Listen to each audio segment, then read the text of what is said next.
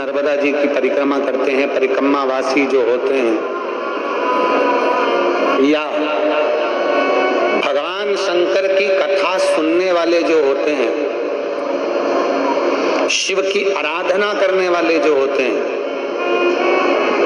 अगर वो दिल से मां नर्मदा की परिक्रमा कर रहे हैं, वो दिल से अगर शंकर की आराधना कर रहे हैं, तो मेरी माता पार्वती, मां रेवा और मेरे महादेव किसी ना किसी रूप में आकर दर्शन जरूर देते हैं। ये पक्का पक्का।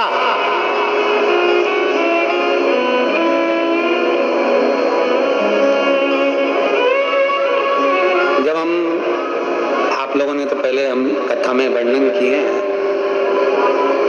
बाबा जी के पास में जब कथा हुई थी तो हमने उसमें वर्णन किया है। पहले हम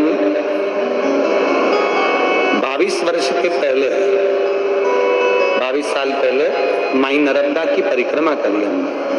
20-22 साल हो गए होंगे, 22 साल के पहले की।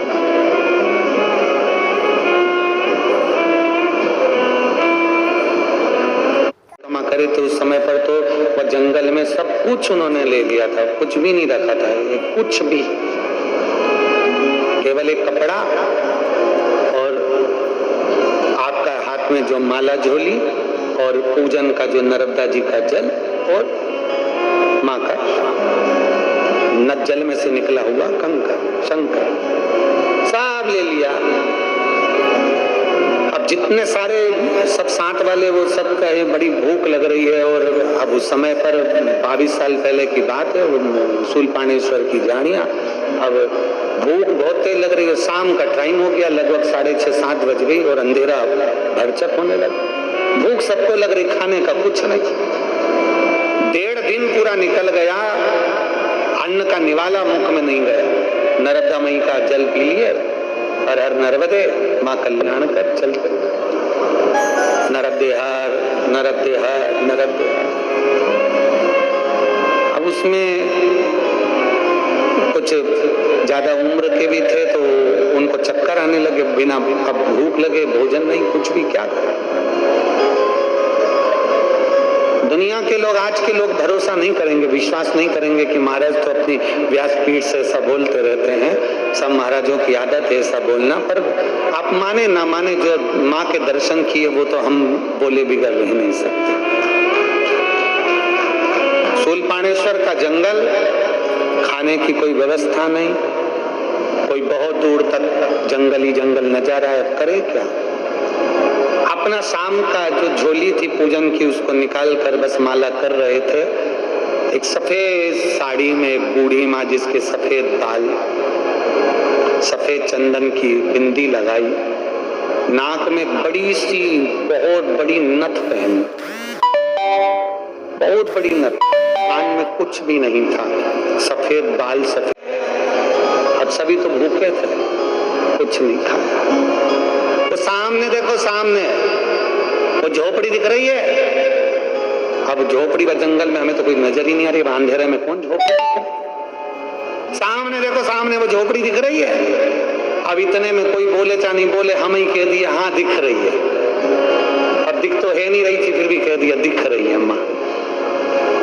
बस तो फिर थोड़ी दूर पे ही है, आ जाना, मैं थोड़ा बहुत तुम लोगों को कुछ खिला दूंगी हो।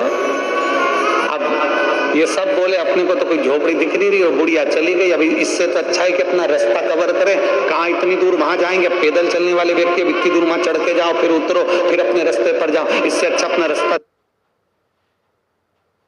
लग रही है अपन तो चलो तो सही। तो झोपड़ी तो दिखी नहीं रही, अंधेरा गुप रखा है, कहाँ झोपड़ी दिख रही। अरे नहीं दिखे, चलो तो सही, एक बार देखें तो सही। सब ने अपनी अपनी लाठी डंडा उठाया, चल दिया। गए तो क्या देखा, एक 4 बड़े बड़े वृक्षों के 4 वृक्षों से बंधी हुई एक झोपड़ी, और झोपड़ी में बुढ़िया, और बुढ़िया ने एक छोटी सी कढ़ाई में बना रखा था मीठा दलिया, गेहूं की फाड़, दलिया बोलते, थूली बोलते, मीठी थूली, और बुढ़िया ने बना कर रखी। और वहां जाते से हमने आवाज लगाई, माँ माँ। अंदर से बुढ़िया बोली, बैठ जाओ, बाहर ला रही हूं, अंदर मत आना, बाहर बैठ जाओ, अंदर मत आना। हम बाहर बैठ गए, पेड़ के पत्ते बड़े बड़े, उस पे बूढ़ी माँ ने थूली डाल दी, सबने पेट भर कर खा ली। खाने के बाद सब पानी पीने के लिए नर्मदा जी की ओर आगे बढ़े। हमने कहा माँ पानी, तो इतनी बड़ी नर्मदा है तो सही, वहां जाके पी लो। हम पीने के लिए गए। माँ का वापिस जब धन्यवाद देने के लिए आए तो ना तो वहां माँ थी और ना वहां झोपड़ी थी, माँ ही माँ।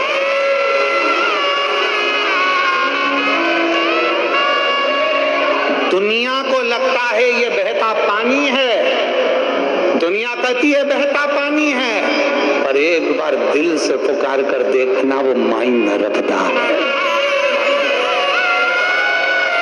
उसको दिल से, आज भी हम लोग ये कथा कहते हैं, हमारी रोंगटे पूरे खड़े हो गए। आज भी ये कथा कहो, ऐसा मन का स्मरण होता है जैसे माँ बड़ी नथ पहनकर, बड़ी सफेद बिंदी लगाकर, सफेद बाल, सफेद साड़ी और सामने पूरे रोंगटे शरीर के खड़े हो जाते, पूरे उसको मानो तो मैं गंगा माँ हूं और ना मानो तो बहता पानी। आप मानो तो ठीक है, ना मानो के तो आपके ऊपर निर्भर। जैसे शंकर की कथा, आपका विश्वास है कि बेलपत्र औषधि बनेगी तो औषधि बनेगी। आपने सोच लिया कि शंकर पर चढ़ा हुआ जल औषधि है तो औषधि बनेगा। आपने सोच लिया कि रुद्राक्ष का जल औषधि है तो औषधि बनेगा, निश्चित है। और अगर विश्वास नहीं है तो कोई मतलब का नहीं, फिर तो तुम कहीं नहीं जाओ तो अच्छा, अपने घर पे बैठो, बढ़िया छाछ पियो, रोटी खाओ, दलिया बढ़िया खाओ, खेत पे काम करो, फालतू का काम मत करो। काय को कथा में जा, विश्वास ही नहीं तो कथा में जाने से मतलब क्या? क्या मतलब का?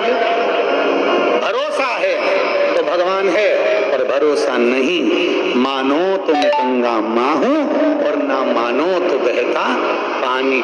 मानो तो माई नर्मदे हार, और ना मानो तो वो तो बह रही है, अविरल चल रही है, पानी बहता जा रहा है, लोगों को जल के रूप में दिख रही है, चलती जा। आप मानोगे तो वो माँ है, ना मानो। थारो नीरमल नीरमल पानी नर्मदा महारानी, थारो नीरमल नीरमल पानी नर्मल नीरमल पानी नर्मदा महारानी, थारो नीरमल नीरमल पानी नर्मदा महारानी।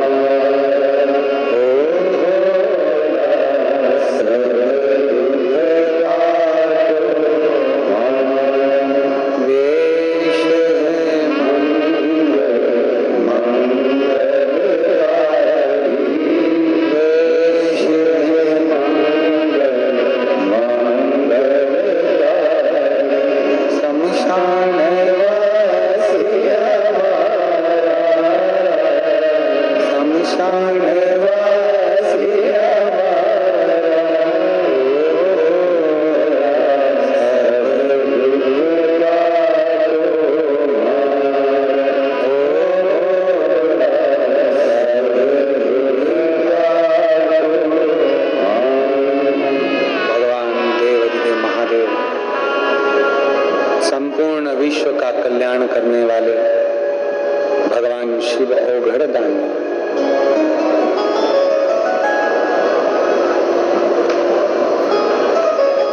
मातली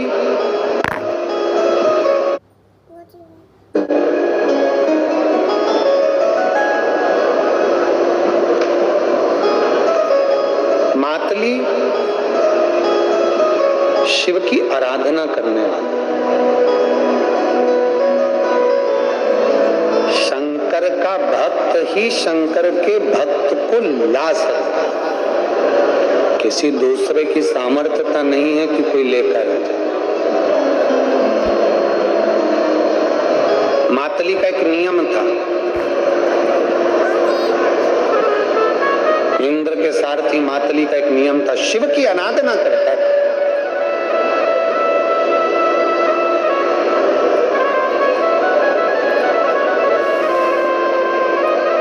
और भगवान की आराधना में ऐसे डूबा रहता था, भगवान शिव की आराधना में। इंद्र खुद कहते थे कि मातली तो ये दिन भर शिव शिव शिव शिव जपा करता है। मातली कहता है केवल यही मेरा सार करता है।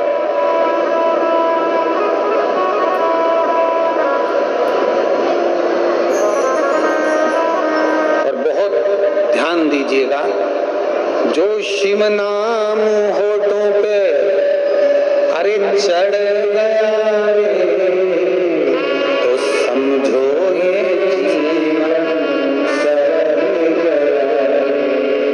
शंकर का नाम यदि इन होठों पर चढ़ गया, शिव कथा इन कानों में जाकर बैठ गई, शंकर की सेवा इन हाथों से अगर हो गई, शिव के मंदिर तक अगर ये चरण चले गए और ये नेत्र शंकर के दर्शन कर लें या शिव भक्तों का दर्शन कर लें और ये जिह्वा शंकर के नाम का उच्चारण कर ले और ये दिल अगर शिव में लग जाए, तो फिर दुनिया में कहीं भटकना होता ही नहीं है। शिव के करीब में हम पहुंच जाए, फिर भटकना नहीं होता।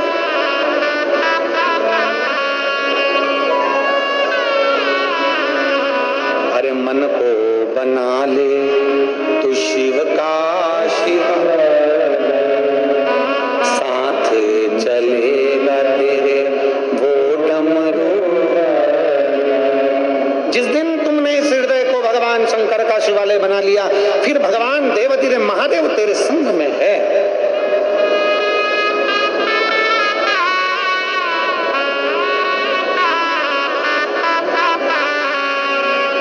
जल चढ़ाने जाते हो सब लोग? बोलो बोलो, जम के बोलो, आवाज आना चाहिए आप लोगों की। जाते हो? आप लोगों से एक बात पूछें, जब से आपने दिल से महादेव को जल चढ़ाना प्रारंभ करा, उस दिन भले 2 साल हो गए, 6 महीने हो गए, 8 साल हो गए, 2 साल हो गए, 4 साल हो गए, 3 साल हो गए, 6 महीने, 2 महीने, 5 महीने, जितने भी हो गए, आपने जब से जल चढ़ाना प्रारंभ करा, उसके पहले का समय और जब से तुम जल चढ़ाना प्रारंभ करे उसका समय एक अंदाजा लगाकर देखना कि उसके पहले कितने तकलीफ में थे, और जब से विश्वास रखकर तुमने शंकर को जल चढ़ाना प्रारंभ करा, तब से मेरे भोलेनाथ ने तेरा हाथ पकड़कर खींच कर आगे बढ़ाना।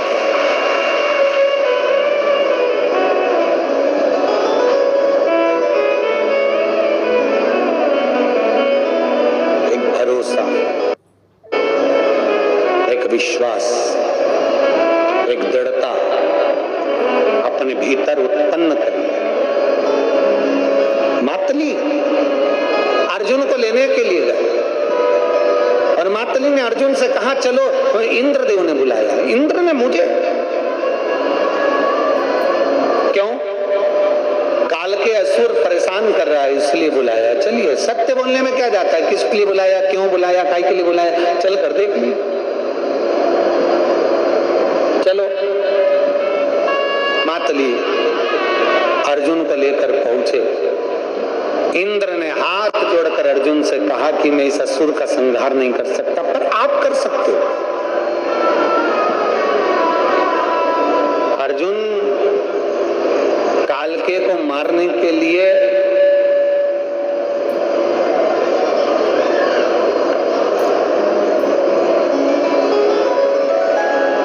पहले विचार करने लगे कि ये मरेगा कैसे।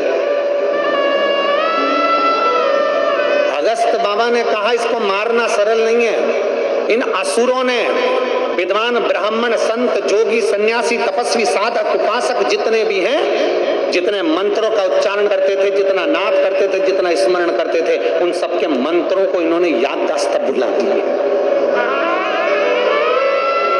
जितने संत साधु गुरुजन हैं, जितने तपस्वी साधक उपासक हैं, जितने सन्यासी साधु तपस्वी उपासक हैं, ये सब भगवान का जो मंत्र पढ़ते थे, भगवान को प्रकट कर लेते थे, वो मंत्र भूल गए। इसलिए इस कालके को मारना बड़ा कठिन है। जब तक यज्ञ चालू नहीं होगा, उधर यज्ञ चालू हो, अनुष्ठान चालू हो, सन्यासी तपस्वी साधक ब्राह्मण अपना अपना अनुष्ठान करें, और इधर अर्जुन कालके को मार दे तो वो मर जाएगा। अब ब्राह्मण मंत्र भूल गए,